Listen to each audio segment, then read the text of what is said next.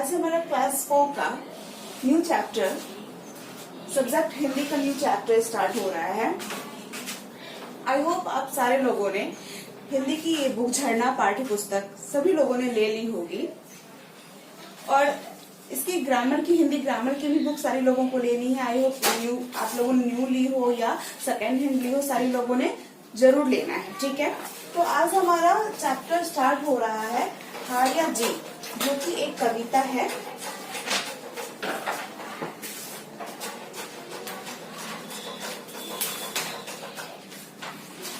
हाड़िया जी की जो कविता है वो हमारे मनोबल के बारे में है कि हमारा मनोबल अगर दृढ़ हो तो कुछ भी हम लोग कर सकते हैं। परिश्रम के महत्व के बारे में इस कविता में समझाया गया है और हमें समझना है। ठीक है, तो सारे लोग अपनी बुक निकाल कर बैठेंगे। ठीक है, और ये कविता जो मैं समझा रही हूँ सारे लोग सही तरीके से समझेंगे। तो हमारा आज जो कविता है हाड़िया जी। ठीक है, तो जिसका पहला लाइन है, डिगा नहीं जो अपने पद से लाख मुसीबत आने पर, मिली सफलता जग में उसको जीने में मर जाने में। वैसा मनुष्य जो अपने रास्ते से नहीं हटता है, कितना भी परेशानी हो जाए, कोई भी प्रॉब्लम हो जाए, जो अपने रास्ते से नहीं हटता है उन्हें जग में सफलता मिल ही जाती है, चाहे कुछ भी हो जाए। नेक्स्ट लाइन है, लाख विघ्न आने पर भी जो वीर नहीं घबराता है, मंजिल पाने की खातिर हर संकट से टकराता है। तो जो मनुष्य अगर उनके ऊपर कोई भी विघ्न हो, विघ्न मतलब होता है परेशानी, कोई भी परेशानी आने पर जो व्यक्ति नहीं घबराते हैं वो अपनी मंजिल को पाने की खातिर, वो अपने लक्ष्य को पाने की खातिर हर परेशानी से वो टकरा जाते हैं। नेक्स्ट, जो कायर होते हैं, कायर मतलब होता है डरपोक, जो व्यक्ति कायर होते हैं वे ही रण में पीछे हट जाते हैं, चाहे वो कोई भी काम कर रहे हो, किसी भी क्षेत्र में हो। जो व्यक्ति मन से कमजोर होते हैं, जो डरपोक होते हैं, वो उनके ऊपर घोर निराशा के बादल उनके मन को दहलाते हैं। हमेशा उनके मन में एक डर सा बना रहता है कि ये काम मेरे से हो पाएगा कि नहीं, वो मन से कमजोर होते हैं। तो नेक्स्ट लाइन है, जब नर अपने पर आता है तो पत्थर पानी बन जाता है, नदियां रास्ता दे देती हैं, तूफान से हंसा जाता है। कहने का मतलब है कि जो व्यक्ति अगर उन्होंने कुछ ठान रखा है कि ये मुझे करना ही है, तो उनके लिए कुछ भी भारी नहीं होता, उनके लिए पत्थर पानी बन जाता है। अगर वो करने की सोचे तो पत्थर बड़ा से बड़ा पत्थर वो पानी कर देते हैं, नदियां उनको रास्ता दे देती हैं, तूफान भी सहम सा जाता है उनके आगे, सब कुछ हल्का हो जाता है। अगर हमारा मन कमजोर ना हो, अगर हम अपने मन से मजबूत हैं तो। नेक्स्ट लाइन है, अब नेक्स्ट हमारा लाइन है, जो निज मन से संकल्पित हैं, सागर पे सेतु बनाते हैं, पत्थर पर फूल खिलाते हैं और पर्वत को तोड़ गिराते हैं। इस लाइन का मतलब है, जो निज मन से संकल्पित हैं, जो अपने मन से दृढ़ हैं, जिनका मन मजबूत है, जो अपने मन में कुछ सोच कर रखा है जिन्होंने, वो सागर पे सेतु बनाते हैं। कहने का मतलब है कितनी भी भारी से भारी उनके लिए कोई भी काम हो वो कर ही लेते हैं, पत्थर पे फूल खिला देते हैं, पर्वत को तोड़ गिराते हैं। उनके लिए कोई भी काम भारी नहीं होता है, वो चाहे तो पत्थर पे फूल खिला सकते हैं, पर्वतों को तोड़ गिरा सकते हैं। जो व्यक्ति अपने मन से दृढ़ निश्चय उन्होंने कर रखा है किसी भी काम के लिए। नेक्स्ट लाइन है, जिनके मन में दृढ़ निश्चय है, डर उनको नहीं डरा सकता, संबल है जिनको निज का ही, उन्हें कोई नहीं हरा सकता। निज मतलब होता है स्वयं, खुद। तो जो व्यक्ति अपने मन से दृढ़ है, अटल है, डर उनका कुछ नहीं बिगाड़ सकता। जो व्यक्ति अपने मन से बिल्कुल पूरी तरह वो मजबूत है, उन्हें कोई भी डर हो उन्हें बिल्कुल नहीं सता सकता।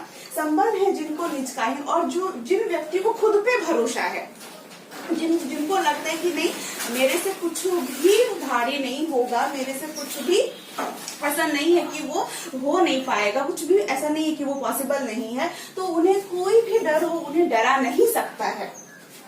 जो जूझ गए हर संकट से, जिन्होंने कितनी भी विकट परिस्थिति हो उनका उन्होंने अगर सामना कर लिया है तो निश्चय है जीत उन्हीं की है। तो ये बिल्कुल सत्य है कि थोड़ी देर के बाद ही सही, लेकिन जीत उनकी ही होगी। जो अपने पद से, जो अपने मन से हार गए हैं, मृत्यु सन्निकट उन्हीं की है। और जो व्यक्ति अपने मन से हार गए हैं, जिनको अपने मन पर काबू नहीं है, उनके लिए बिल्कुल मृत्यु बिल्कुल नजदीक ही है, ऐसा माना गया है। इसीलिए कहा गया है, डरो ना हे मानव, हिम्मत रखो, आगे आओ, भयभीत अगर मन करता है तो पहले मन से ही लड़ जाओ। इसलिए कहा गया है कि व्यक्ति को कि आप ना डरें, हिम्मत रखें और आगे बढ़ें, अपने मन को मजबूत करें, हिम्मत रखें और किसी भी काम को करने के लिए आगे आए। अगर मन हमें भयभीत करता है, अगर मन हमें डराता है, हमें उलझाता है हमें खुद में, तो पहले हम अपने मन को समेट ले, अपने मन को समझा ले, अपने आप को मजबूत कर ले। हार गए मन से ही तो समझो सब कुछ बीत गया। मन अगर जीत सकते हो तुम तो समझो जग को जीत लिया। कहने का मतलब है कि अगर हम अपने मन से ही हार गए तो हमारे लिए कुछ भी करना असंभव हो जाएगा। चाहे हम कुछ भी कर लें, तो सबसे पहले हमें अपने मन पर काबू पाना होता है। अगर हमने अपने मन को जीत लिया तो हमारे लिए कोई भी काम असंभव नहीं है। अगर हम किसी भी काम को अपने हाथ में लेते हैं और अपने मन से मजबूत होते हैं तो उस काम को उसके अंजाम तक पहुंचा कर ही दम लेते हैं और हमें मंजिल मिल ही जाती है। तो आई होप कि आप लोगों को इस कविता में समझ आया होगा हार या जीत ये क्या है और क्यों कहा गया है। इस कविता में कहा गया है कि परिश्रम के महत्व को समझाया गया है। लक्ष्य की सिद्धि मतलब हम अपने मंजिल को किस तरह पा सकते हैं और कैसे पा सकते हैं, इस कविता के माध्यम से हमें समझाया गया है। आई होप कि आप लोगों को ये कविता समझने में कोई भी प्रॉब्लम नहीं हुई होगी।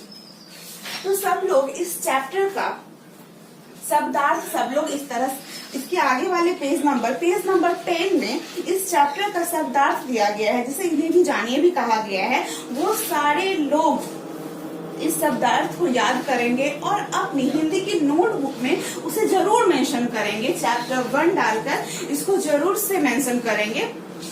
तो इसका शब्दार्थ है, मैं आपको 1 बाय 1 एक एक करके स्पेलिंग के साथ कर दे रही हूँ और आप लोग मुझे उम्मीद है कि पढ़ने में भी कोई प्रॉब्लम नहीं होगी।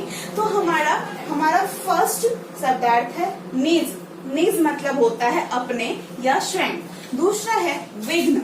विघ्न मतलब होता है कठिनाई। तीसरा है संकल्पित मतलब दृढ़ निश्चयी।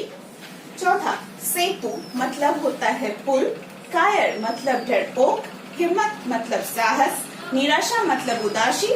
भयभीत मतलब डरना। सन्निकट मतलब बिल्कुल पास या नजदीक। डिगा नहीं मतलब किसी बात से ना हटना, अटल रहना।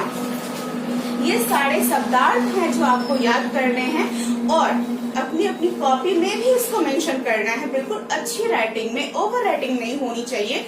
सब लोग अच्छे से अपनी कॉपी में अपनी बुक में सब लोग इस चीज को देख करके 1 बाय 1 अपनी कॉपी में इसको मेंशन करेंगे। और नेक्स्ट क्लास में हम लोग इसके बारे में आगे भी पढ़ेंगे। बहुवैकल्पिक प्रश्न है, क्वेश्चन आंसर है और भी बहुत सारी चीजें हैं जो हमें पढ़नी है और अपने कॉपी में मेंशन करनी है। तो आज का आप लोगों का होमवर्क है,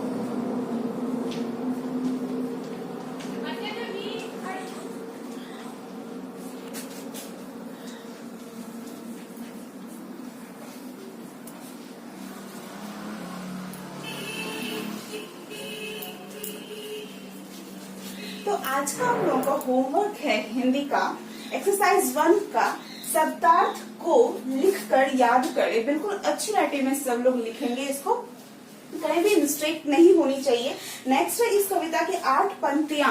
सब लोग अपनी अपनी कॉपी में, नोटबुक में इस कविता की 8 पंक्तियों को लिखकर याद करेंगे, बिल्कुल कंठस्थ करके याद करेंगे। ठीक है। और इस तरह आपका चैप्टर 1 का लेसन फिनिश होता है। नेक्स्ट क्लास में हम लोग इस एक्सरसाइज को करेंगे। Thank you.